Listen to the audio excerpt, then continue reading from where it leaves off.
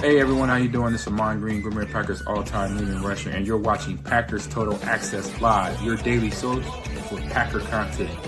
Go Pack, go!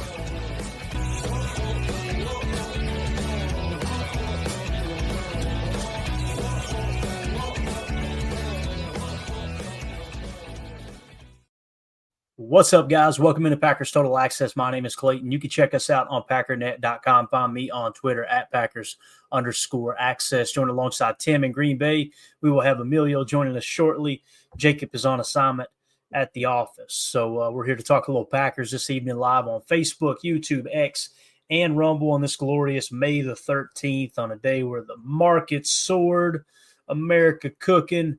Man, it was a great day. Tim, how you doing, Bubba? Doing good. Portfolio's looking good, right, Clay? Yes, sir. Yes, sir.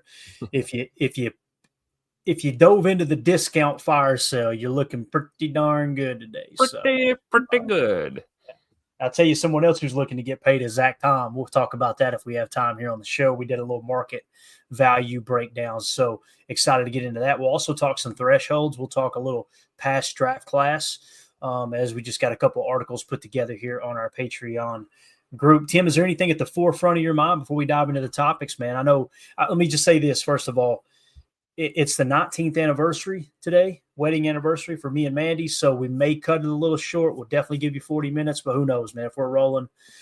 Like Tim said, you better keep it at 40 if you want to make it the year 20. So we'll see how it goes. So anyway, Tim, happy anniversary to you guys, man. Congrats. It's awesome. Appreciate it. Yeah, no, it was a good one, man. It was a good one. She is the glue. There's no doubt about it, man. Anything at the forefront of your mind, Packers-wise, you want to hit on before we kind of get cranked up, man? Anything at all? I guess shout out to our boy Clay Matthews, right? Busting with the boys deal. That's that popped across my feed. I think it's awesome, man. I think he's going to fit in just fine over there with those gents. Oh yeah, no doubt about it, man.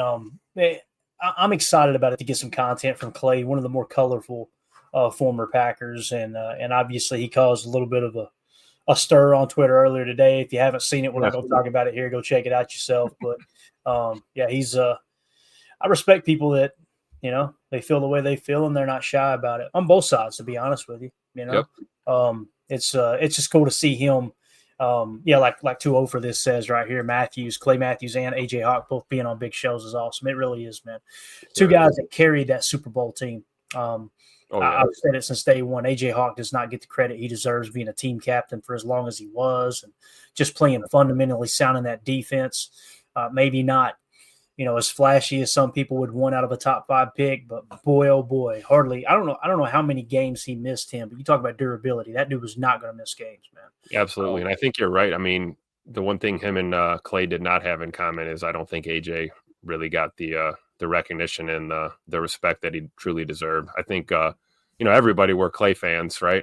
The Clay maker, that was he was a big deal here in Green Bay, but AJ Hawk was just a blue collar lunch pail guy, man. Go there, do his job, nothing exciting, and not for the extra fanfare. And so I think because of that, he got kind of overlooked a little bit and underappreciated, I guess would be the term. I think AJ Hawk was definitely that steady Eddie that Jacob always talks about. So, but I agree with the comment, man. It's awesome these two guys being on bigger shows, and it'll be fun to watch the content, like you said. Definitely, man. Definitely. Jake in the chat, good to see you, buddy. He says, "Hey, all. Hope all is well. Excited to hear your thoughts on a future show on Golden's path to the draft episode on his YouTube channel." That went live today. Yeah, I got to see a little bit of it. I loved the first one where it was kind of behind the scenes at the draft, and this is leading up to the process. I caught maybe 10 minutes of it. It looks any kind of content you get from a first round wide receiver the Packers have taken since 2002. It's going to be awesome to kind of get that inside information. Golden, I think he's the perfect blend, Tim, of confident but not cocky. You know what I mean? Like, you could tell he's confident in his ability, but to me, he doesn't come across as cocky at all. No, he seems like a very humble guy. Underneath the swagadocious exterior, right? You got to have confidence, but it's a fine line between being arrogant or cocky and confident. And I would agree. I think Matthew Golden fits that mold perfectly. those are the type of guys we like, right? Nothing Yeah. wrong with being a little confident, little swagger, but just don't be an ass about it, right? Exactly, man. Exactly. All right, man. Let's get into some content here. Let's start off with a little threshold talk, Tim. We talk about this every year when it comes to the draft, and it's a big, big conversation piece. You get those guys out there on Twitter that are the threshold police. You could post, man, really like this guy. The Packers will never take him, right? You get that a lot. And it's all around. Listen, we got threshold markers on our draft board every year. We want you to know, hey, if it comes down to these two guys, the Packers are probably going to lean towards this one if they're in the same overall tier of talent, because they do press into the thresholds a little bit, but it doesn't mean they're going to go outside of it if the value is great enough for that specific pick. So what I did was put a little article together and comb through the internet, pulled from like 16 or 17 different websites to try to get some information using AI to see, all right, what did they do different this year, if anything, when it comes to the thresholds? Because it did seem like it was a little more free this year, a little more freedom, I guess you could say, that Goody used in terms of getting away from the threshold of touch. So let's just dive into it here, man. The Green Bay Packers have long adhered to a distinct scouting philosophy rooted in the Ron Wolf era, prioritizing athleticism and specific physical traits for each position. While this formula has guided their draft strategy for decades, the 2025 NFL Draft saw the Packers both honor their core principles and stretch their boundaries in notable ways. Here's a closer look at how their 8 selections aligned with or deviated from their established draft tendencies. All right. And he goes on to say a balancing act, athletic testing and exceptions. The 2025 draft class presented a unique challenge. Many prospects opted out of some or all pre-draft athletic testing, a trend that could have forced Green Bay to rethink their reliance on measurable data. General Manager Brian Gutekunst emphasized pre-draft that incomplete testing complicates evaluations and often hurts the prospect's stock, which I totally agree with. But again, if a player wants to take that risk of their stock potentially falling because they're afraid something may happen during the testing process, may it be an injury or maybe you don't test as well, good on them. That's the risk and reward that comes with that, right? So true to his word, every Packers draftee participated in at least some testing, with none skipping the critical 40-yard dash. This suggests Green Bay's commitment to athletic benchmarks remains unwavering, even in a year when testing data was scarce. However, the Packers did make exceptions, selecting players with incomplete athletic profiles in 7 of their 8 picks.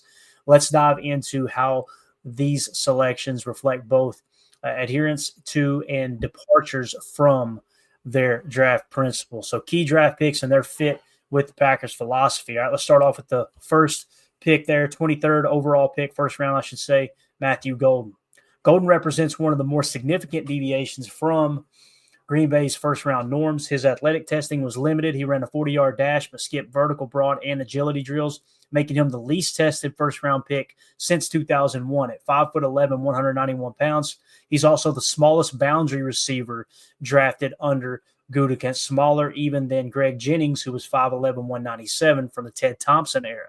Despite this, Golden fits Green Bay's obsession with elite speed, boasting a top-tier relative athletic score, speed grade, a trait shared by 9 of Gutekunst's 10 first-rounders, Jordan Love being the outlier, obviously at quarterback, maybe not so much worried about it. His selection shows the Packers are willing to bend on size and testing, but not on game-changing speed. So as you can see here, the golden child. What do you think, Tim? I think one of the things that comes to mind for me when you talk about Matthew Golden and maybe getting away from a little bit of the norm in the athletic testing or the size in this specific situation here, being the smallest, even smaller than Greg Jennings that was taken during the Ted Thompson era, is they really, really liked his personality. They really liked his demeanor. Goody kind of talked about that. He just one of these guys that seems to ooze with confidence, but also have a certain level of work ethic, and then coming from a blue-collar background as well. Obviously, we talked about in his breakdown the other day some of the personal stuff he had to deal with growing up. Yep. What do you think, man? I think that it really did go a long way when it came down to it throughout the scouting process. Confident, humble, and hardworking. I mean, it's a great combination right there. And, we got to remember, Matt Golden was the guy that as soon as we announced the pick, he wanted access to the facility. Like the guy was ready to leave the draft green room and go work out immediately. So, you can add hungry to that list too. You got a guy that is hungry to win, hungry to get better, and he fits the mold. So you're willing to make a little bit of a deviation off your normal thresholds when you fall in love with a player like that. It's not just Matt LaFleur said it himself. We don't want robots. We don't want robots in Green Bay. We want guys that have a passion, have emotion, have a desire to win. And I think that's why they ultimately took the shot with Matthew Golden there in the first round. Yeah. H.E. Soder with the super chat. Thank you, buddy. He says team captain, top 30 visits, Senior Bowl or Shrine are still staples. Generally, RAS is still a thing. Shifting body types as the game is changing. The big thing that sticks out, man, they love those Senior Bowl guys. Every single year, it just seems like their draft class is littered with them. And the top 30 visits as well. Proved again, as we found out after the draft, Savion Williams was a top 30 visit. We talked about early, Micah Robinson was a top 30 visit. Matthew Golden was a top 30 visit. Anthony Belton was a top 30 visit. Who was the fourth rounder? Baron Sorrell. I don't think Baron Sorrell was a top 30, and I don't think Colin Oliver was. I could be wrong. I don't have the draft board pulled up, but yeah, I'm with you there, Soder. And again, man, with the game constantly changing, I think you find yourself in a position too where you go, okay, we feel like most of the pieces, if not all the pieces, are in place. Let's get a little bit aggressive here. Let's take a swing at a guy who's got, this supposed blazing 40-yard dash. I can't wait till he hits a home run, Tim, so we can stop talking about, is he really that fast? Like, it's just, I don't know, man. When I turn on the tape, I see it. And I know many people that I respect a lot, they turn on the tape and they say they don't see it. But I'm literally watching him pull up to make catches because the ball is so underthrown. It's like, if he's having to slow down, he had his guy beat, right? So I think he'll be fine. Now, will he absolutely cut corners in the league early on? Probably not. He's going to have to adapt to the speed of the game and get a little bit more refined in his route running and all that to be able to create separation, even whether it's release off press man or it's just at that second level of the route where you can kind of create a little separation and then get that burst in the right time. And the thing I'm really happy about, though, with him is obviously tracking the ball. So appreciate you. He won't have to slow down and deal with underthrown balls. He's got a better quarterback here in Green Bay for sure. It might be the opposite. They maybe might have to run a few of them down. Yeah, Jordan might throw it out the stadium for sure. All right, up next, look at this guy right here. You kidding me? Big Anthony Belton, offensive tackle in the second round. Belton at 336 pounds, the heaviest offensive lineman Green Bay has drafted in the Gutekunst or Thompson eras, surpassing the previous high by 15 pounds. And again, this is something I ran into in the draft process last year. When I was seeing offensive line, I go, man, really like him. People are, they'll never draft somebody that heavy. And here goes Anthony Belton in the second round, right? Basically a year and a half, 2 years later. Surpassing the previous high by 15 pounds. His 6'6" frame ties the tallest lineman in this era as well. You remember we were having that conversation in the draft process this year, Tim. There were people in the chat going, I think he's too tall. Goody likes him a little bit shorter than that. They kind of broke the norm there with this pick for sure. It says challenging the assumption that the Packers avoid oversized tackles due to concerns about leverage and versatility. Belton's combined weight was 336 pounds, but he's hinted at wanting to shed another 10 pounds to align with Green Bay's typical range in the low 320s. Interestingly, Gutekunst's interest in hefty linemen isn't new. Rumors suggest the Packers coveted 333-pound Darnell Wright in 2023. That was one of the people that we were talking about. If I remember correctly, Darnell Wright played for Tennessee, and I had a little bit of experience watching him play down here with all their games being on TV. Mm-hmm. And I remember people coming at me going, he's too heavy. But, it says Belton's athleticism and size suggest Green Bay values movement skills over strict weight limits as long as height doesn't exceed their threshold. What do you think about it? Man, yeah, he is definitely thick. There's no doubt about that. What do you think, man? I think that's a spot on right there because that must have been the intent, right? He's a little bit, big dog, right? You put him in an NFL facility, get him cut up, right? Get him on that pro workout plan. I'm sure he's going to cut a little bit of weight and be slightly leaner. But hey, there's nothing wrong with big bodies on your line, right? You don't want a guy getting shoved around and pancaked all day. So I'm excited about this pick. Threshold be damn.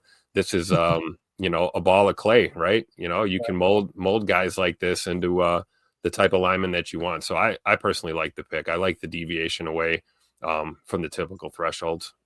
Yeah, for sure. All right, up next, our boy Savion Williams, third rounder. Williams breaks the mold as the least productive pure receiver Green Bay has drafted in recent memory, with just 611 receiving yards in his best college season compared to Christian Watson's 801. So evidently before that, Christian Watson was the least productive that they had drafted.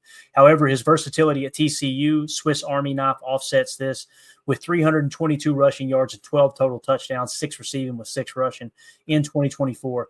His 933 yards from scrimmage made him a palatable exception, showing the Packers value dynamic playmakers over traditional production metrics at skill positions. So obviously going a little bit away from the production that they typically like to see in college. And it's so cool, man. When Pac Daddy did his podcast about a week or two ago, he was talking about how, there was multiple Chicago Bears, Detroit Lions, and Minnesota Vikings fans just talking about how they absolutely love Savion Williams. He's like, you watch. Now that the Packers took him, they'll be all on the hate train. Like, oh, yeah, this was a reach. This was a reach. And literally, Ryan's already got the receipts lined up. He already played the audios on the show of them just raving over him. So obviously Savion, the outlier here, Tim, is they kind of went away from production a little bit, man. Just probably seeing what he can do on the field, Absolutely. And you remember Goody's comments. They had no intention on taking a receiver, in the third round. That was not in the game plan, but that's how the board fell. And clearly they were in love with him. And I think he's going to prove to be a deadly weapon in this Matt LaFleur offense. It's not about how are we going to use him. It's what is he not going to do in this offense. I think it's going to be a little bit of everything. But, so there had to be something there. It's just, obviously his tape from TCU is just, if you want to have a really great evening, go watch some of his highlights and, look at the type of player he is. Explosive might be an understatement, so makes perfect sense for them to go ahead and break the mold here and take a guy like him. Yeah, and as H.E. Solder says in the chat, Williams got a C on that jersey. Yeah, and that's the other thing, too, is like in free agency, both the big free agent signings last year, not this year, but last year, Xavier McKinney, team captain, Josh Jacobs, team captain. It's obvious that Goody really, really does covet that. Another thing that we have on our PTA big board every year next to all the captain players on the team for sure. Daryl in the chat, Savion Williams is going to be awesome on offense. I hope so. I really do, man. I think he's got a lot of potential. He's got all the tools you need to work with. A little bit higher drop rate. But when you see those contested catches and that contested catch rate, it makes me sleep a little bit easier on that. Like, he's got it in him. Yeah. They just got to now get him on that jugs machine and get the normal catches down, get that refined. I think he'll be just fine. Just like Matthew Golden's tape, though, at Texas. I mean, we saw some underthrown, overthrown behind him passes, too, that Savion was having to deal with, too. So, the drop rate can be it can be a double-edged sword. Sometimes it's on your wideout, and sometimes it's on your quarterback for just throwing a bad ball. So it'll be fun to watch him develop, though, at the pro level. Yeah. Coach Lynn in the chat says Williams going to take some of the hits off Reed. That's a great point, Coach. Yep. If to give Reed a little breather and allow Savion to get in there and run with physicality. Think about it. You face Jaden Reed, who I imagine is somewhere around 5'10" or 5'11", 190 some pounds, I would think is about his size. I don't know what he's playing at right now. You get used to him on a couple of jet sweeps, and all of a sudden you see a damn near 6'4", 230-pound wide receiver getting the rock. Those corners going to think a lot more about trying to hit him coming off the edge there. Or mixing a couple of them rub routes with Savion and Reed. Oh, let them figure out what the hell they're supposed to do when that happens. Love it. No doubt about it. We got Emilio joining us now. Emilio, just to get you caught up, we're hitting on a little threshold. Some of the things that Goody had kind of deviated from. And the first one you'll see here is obviously edge defender Barron Sorrell. I want to say this about Barron Sorrell. We got the chalk talk ready. Probably won't get to it tonight. We're trying to hold it until we got a dead time, right? And we'll rifle through all those. You know what part of me is thinking, guys? I'm thinking they may like to try to work. They're going to play both of them on the edge. Don't get me wrong. They like their big edges. But I'm kind of looking at Barron Sorrell's tape and going, what if they kick him into 3-tech a little bit? Or they beef up LVN a little bit, put him at 3 tech a little bit more, and have Baron Sorrell kind of take his place on the outside a little bit more. You know what I mean? Like mix and match in that regard. But this is one of my favorite prospects this year. When we do the chalk talk, you guys are going to go, holy cow, this dude can play some damn football.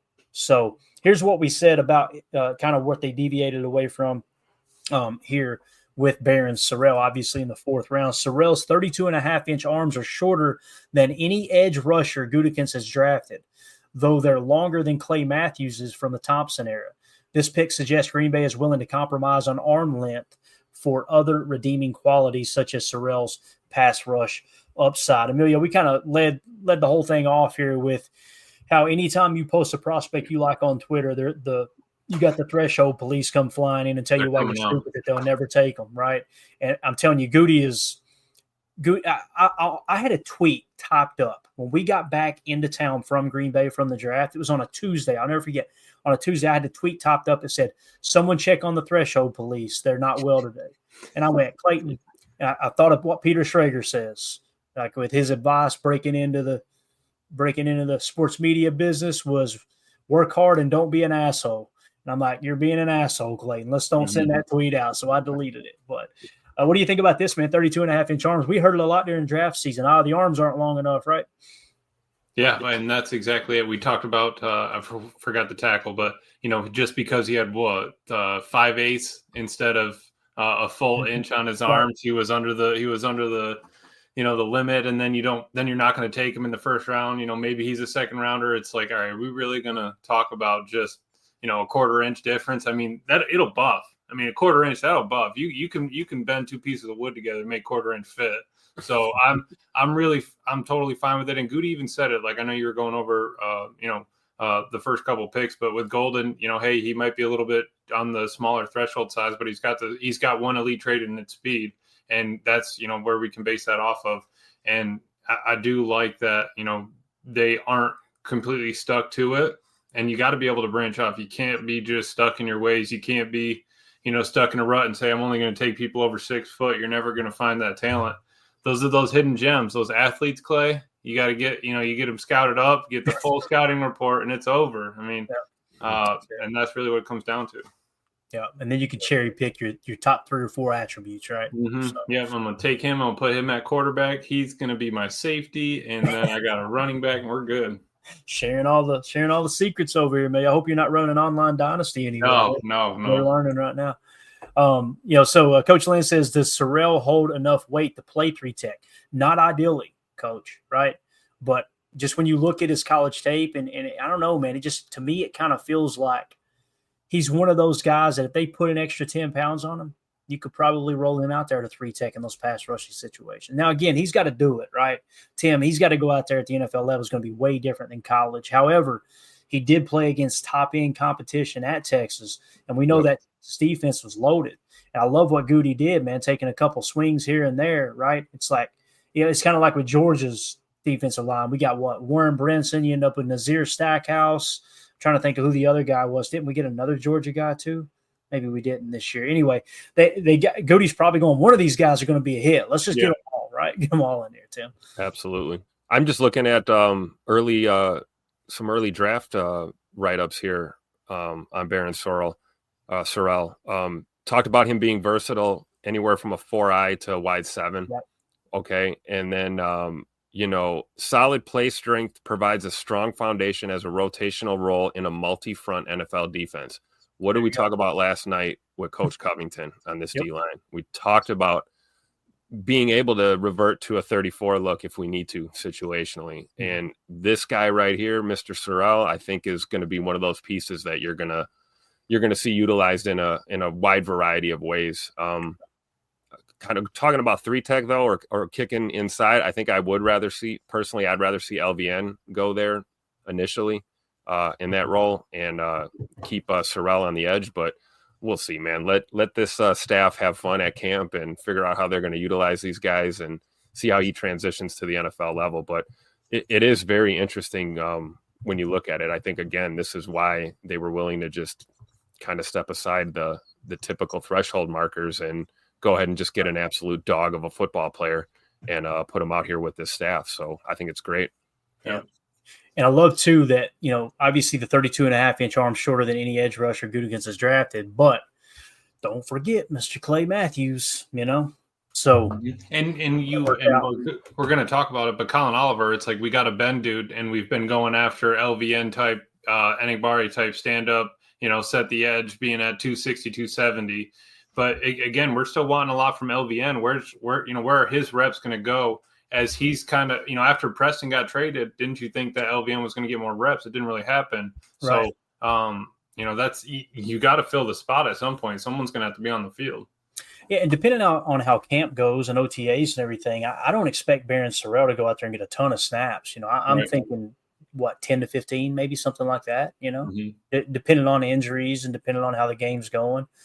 But in terms of like what you talked about, Tim, how Coach Covington has that experience with the multi-front, yes, we know that because we know how New England played defense for so long under Bill Belichick, right? And even Gerard Mayo for the year he was there. But also, it's exactly what Jeff Hafley said last night, right? When we listened to his presser yesterday, that's exactly what he was talking about. It was like, yeah, he brings that experience, and we're definitely open to ideas. Now, people were going, Hope, you're saying we're going back to a 3-4? No, nobody's saying that.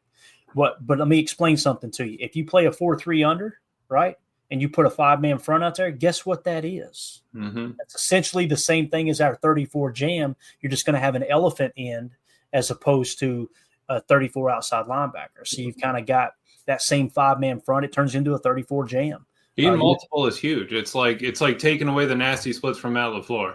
Like, are we really going to talk about that? No. I mean, he's going to always have that. It would be like, you ever watch, UT play, you get extra wide splits. You got the wide receivers standing on the outside, hash lines. You're using all 53 yards of the field. But on defense, we just don't see that much difference. Obviously, it's like a, 4-3-3-4 or, a 4-2-5 or a 2-4-5, basically in the NFL. That's pretty much what you're looking at. But you have in college, you got a 3-2-6, a 3-3-5, wide, tight, all those, 3 high. So there's a bunch of different options. I would like us to be flexible if we could. I think Ryan was always talking about Wisconsin, where they had all those same size edge rushers, linebackers. You can sim it a lot easier when you're coming in on those blitzes. But shoot, even if they're 260 and we're able to flip flop them once in a while, you lose track of the guys. That's perfect. Yeah. H.E. Solder says the addition of Oliver really makes you think they're looking at hitting some 3-4 scan. I mean, it could be possible. And here's what I see with Oliver. It kind of feels like the first year install is already taken place for Jeff Hafley. And now you step back and go, maybe we throw a little Leo or Viper, whatever you want to call it, right? I'll tell you this, you go back and watch the tape last year, they had Rashawn Gary playing Joker, standing up over the center a couple times, right? So they started to implement a lot of different things. And on that specific play, they had him scrape. So he's kind of playing linebacker on that particular play, even though he's just kind of standing up 1 yard off the ball, somewhere between a 1 and a 0 tech. And then they had Kenny crash over into the center and try to loop Gary or scrape him off of, I think it was Kenny Clark's, hip pocket there. So, all right, moving on to the 5th round pick, and that's our boy edge/linebacker Colin Oliver. When we get to his chalk talk, going to be an absolute blast, boys. I'm telling you, he is so much fun to watch. You're talking about a guy who can drop into coverage and rush the quarterback. Now, listen, he plays with speed. However, there is some power on tape too. I think speed is his superpower. This is a guy that's kind of cut from that cloth of someone you want to play Viper, you want to play Leo, that type of guy. Someone else you want to do that's probably Edgerrin Cooper and or Quay Walker. They got a little bit of pass rushing ability, and they've got the athleticism to drop into coverage, right? But here we go with Oliver at 6'1" 2/3 inches, and 240 pounds. You guys remember? Say this real quick. You remember when we were talking about our boy James Pierce Jr.? Yep. And the Threshold Police came out and were like, "There's no way they'll draft an edge defender at 240." Here we go, right? Here he is. So is a major outlier if viewed as an edge rusher, down 10 pounds lighter and an inch shorter than any Gutekunst drafted edge. However, his frame aligns with linebacker prototypes, suggesting Green Bay sees him as a hybrid who can play off ball or rush the passer. His flexibility likely justified the pick, showing the Packers' willingness to take chances on multi-role defenders. I'm going to tell you something else that will probably pop with him. I could see him being a huge special teams contributor. He just kind of got that motor. So, again, I think it's going to be one of those guys that if you're inside linebacker room, Tim, if they get a little banged up, right, and you're down a body or two, you could throw him back there at stack backer. If your edge room gets a little bit light in the loafers because of some injuries, guess what you can do? Throw him in at edge, right? I think there's a lot of value with that. I agree 100%. And I think the versatility factor is what made him so enticing to us. Sometimes that can hurt a prospect, right? You're kind of a tweener and they don't know where you're going to play, but I think it's where isn't he going to play? I think it's a great point. And, undersized was the big knock on him in the scouting reports. And again, so you see the Packers again, they're not sticking to the threshold indicator here. They're going for top tier talent and they're going for what they think is going to work in this Hafley system. And I agree, whether he's coming off the edge or he's playing, Mike or Will, he's going to help our football team for sure. And yeah, special teams is going to be his way to play his way onto the field. Let's be honest. That's how it's always been, if you can go out there and, knock somebody's block off on a return, that's going to go well for the staff. They're going to give you another opportunity. So it'll be fun to watch him develop. Definitely. And Greg Rice says, I say Goot traditionally likes his edges, O-line, D-line like this. I'm glad he deviated for football players. And it's like when you turn on the tape, you can kind of see when a player's like, man, the game looks natural to him. And then you'll get a physical freak where it's like, kind of like LVN. LVN has all the tools physically. God built him to be a dominant edge rusher, Emilio, right? Absolutely. But he's got to go out there and kind of put it together. And I love what I think it was Coach Lynn said, LVN plays better in a 4-eye, in my opinion. That's what we talked about, right? We talked about that coming out in that draft. And if you guys were listening to the pod at the time, one of the things that I said was like, I remember this specifically, I heard going into the summer after the draft, Greg Cosell said, I'm hearing out of Green Bay that they see LVN, Lucas Van Ness, as strictly an edge defender. He said that kind of surprises me because what he did well at Iowa was playing inside, somewhere between a 4-eye, not necessarily a 3, but a 4-eye to a 5 tech as opposed to a 7. But again, Emilio, these guys, you got to find out what their limitations are, right? You got to get them out there and test them. So. Yeah, I mean it's like you're gonna have pepperoni pizza the rest of your life. I mean, I gotta see what a cheese is. I gotta see what just maybe a pepperoni and sausage is like. Dude, 6'1", 2.5, 2/3. That's completely a normal body size. It's kind of like when we were talking about Mikael Williams, that Georgia edge rusher. Like we didn't want him in the first because of the body size, right? He was a little bit smaller of an edge rusher. We didn't want to really mess with that. But in the 5th, 6th round, why not give it a shot? I mean, it's how well did Clay work out for us? If we could get another one, kind of like that. I miss the bend. Maybe Hafley said, hey, okay, maybe we need to get a little bit more edge pressure and push that pile forward so that our D-line can make a little hay. And I think that we have a nice interior. If you move LVN inside and out, you have a two-way go there. I think that's helpful. And then, again, if we look at NASCAR packages and try to go a little light and fast, I would be completely fine with that. It's just our defense, if our heavy defense can get us into those 2nd, 3rd, and long so that we can get to that rush. Because it's not like we can start just rushing the passer with all speed. Yeah. Up next, we got Warren Brinson's 6th-round pick. Brinson's 40-yard dash and 10-yard split times were fractionally slower than any defensive tackle Gutekunst has drafted, trailing Carl Brooks by a mere hundredths of a second. These differences are negligible, indicating Brinson fits squarely within Green Bay's athletic expectations for the position. So even though he came up a little bit short, you're kind of splitting hairs at that point, right? So Warren Brinson, another guy, man, I kind of feel. You guys tell me what you think about this, Tim. I'm a little more excited about Nazir Stackhouse, who was an undrafted free agent, than I am Warren Brinson. However, it's obvious Goody had a much higher grade on Warren Brinson than he did Stackhouse, right? In Goot we trust, right? Because Nas Stackhouse was who I thought we were going to pull the trigger on in the later rounds, personally. And he was a guy that I wanted. Brinson, not as high on my radar, like you had said. So we ended up with them both. I don't care if one's a UDFA. These guys are Packers, and it's awesome. There's the Georgia pipeline is real with this team. It goes without saying at this point, right? And we like our Bulldogs here in Green Bay. So I'm excited though, but Nas Stackhouse, that's going to be a guy to watch at camp too, for sure. Not to take anything away from Warren Brinson, but we need to fill some voids there on that D line, and I think we did a good job picking up some guys from Georgia. Yeah, I think it's nice because we went after Carl Brooks, Bowling Green. We got Wooden. I don't remember where what school he went to, but you go ahead and say, hey, Brinson, I'm going to get him, draft him. We got a Georgia guy in here. We get a second Georgia guy like Nas. I like Nas. I think he's probably going to make the roster, and Brinson's already almost guaranteed to make the roster just because he was that draft pick. So you bring in two Georgia dudes down there in the middle, and then if Wooden's not it anymore, okay. If Carl Brooks isn't it, okay. But at least you've replaced it with a little bit more talent. But I don't think that they're at that point with those two guys. So I think that everyone's going to kind of get a shot. And we talked about hockey line last year. This is the hockey line for a defensive line, man. If we can get some of these guys, showing out.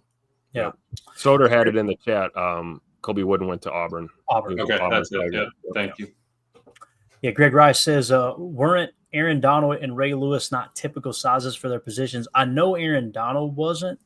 And what's crazy is, like, you get these guys that every 3 or 4 years that are extremely undersized and they end up being Hall of Fame players.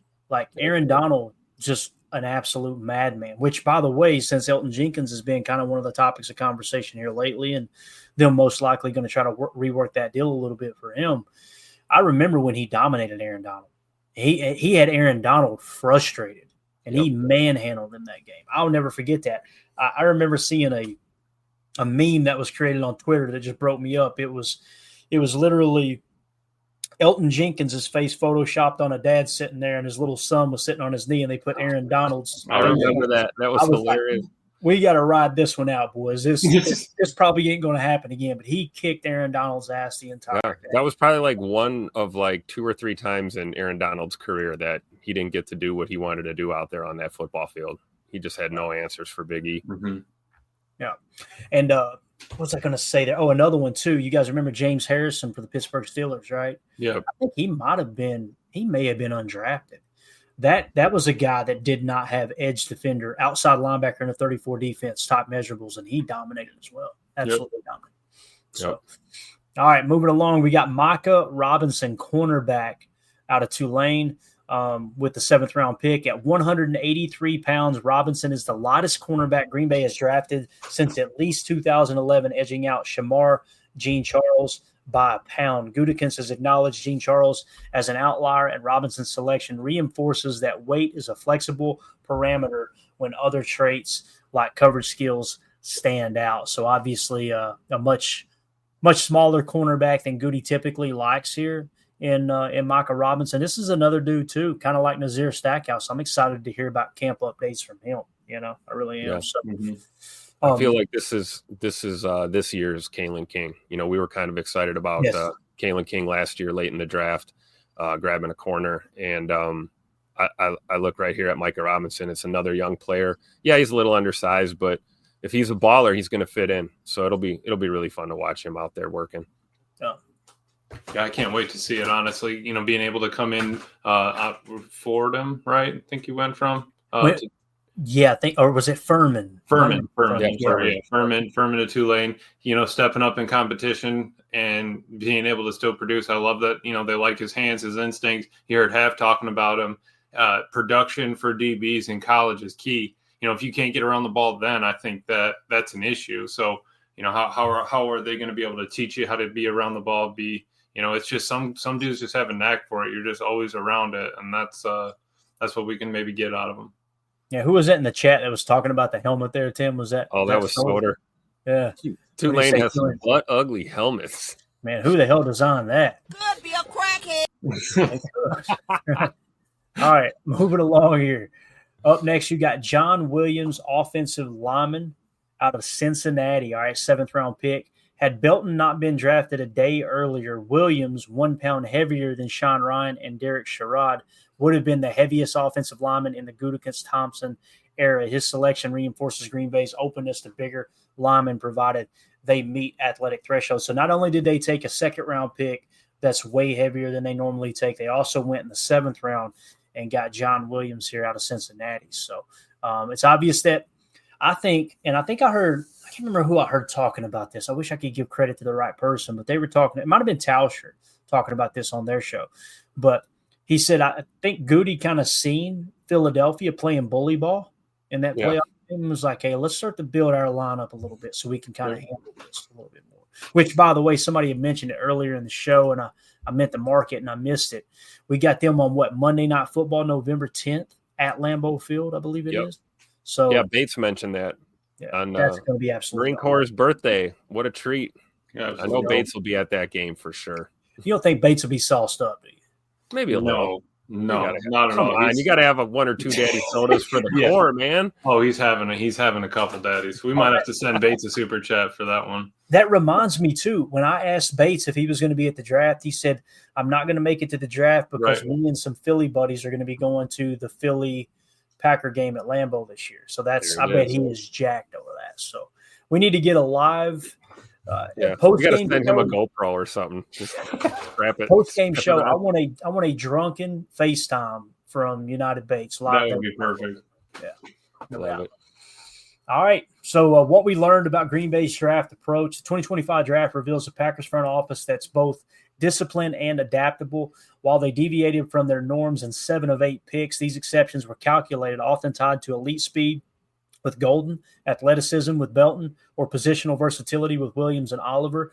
The refusal to draft players who skip the 40-yard dash underscores their commitment to measurable data, even in a testing light year. Meanwhile, picks like Belton and Williams suggest Green Bay is less rigid about weight than previously thought, prioritizing movement and fit over strict size caps. Gutekunst's track record shows a knack for balancing tradition with flexibility. As he joked post-draft, his scouting days were marked by a bias towards bigger players, a tendency that seems to persist. For fans and analysts, the 2025 draft is a reminder that while the Packers' blueprint is well-defined, it's not inflexible. They'll bend the rules, but only for players who check enough of their core boxes there. That's right. Absolutely. So is there anything else you guys want to hit on there before we hit the super chat and wrap this section up here, man? Real quick on John Williams, I think it might be the first time in a while that we drafted a tackle and he might actually play tackle. I don't know if they're going to kick him to guard on this O-line, but I guess I'll wait to be proven wrong. But I got a feeling that he might compete for that backup spot on the left side, possibly. Mm-hmm. I think it's a great point.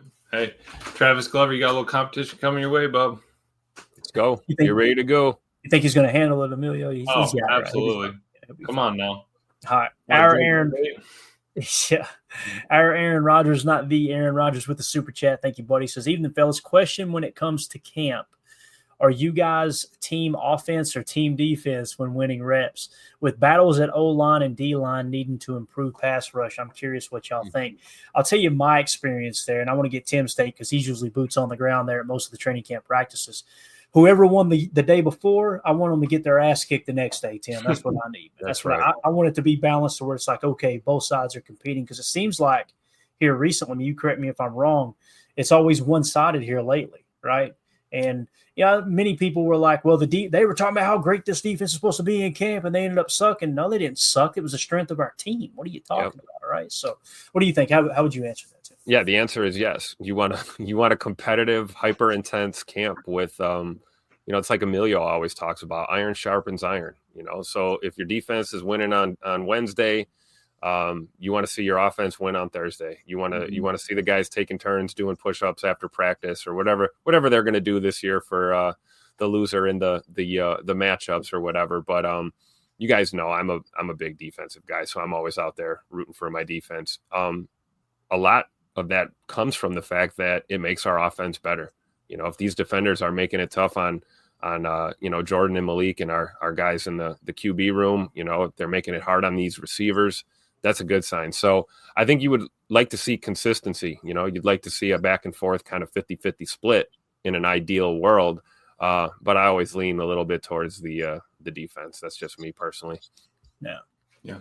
I think so, Tim. I can't wait to see it. Honestly, I think that, we get a lot of the young guys out there. I know the team's still a little young, but we've added some age to it. I just really can't wait. Let's get them on the bikes, get them down the road and get them out there because Seeing Jordan Love throw it to Golden and Savion and seeing the new D-line out there, it's going to be awesome. Yeah, definitely. All right, guys, that's going to do it for hour 1. For those of you listening on the pod, we will see you on the other side for hour 2. We appreciate y'all.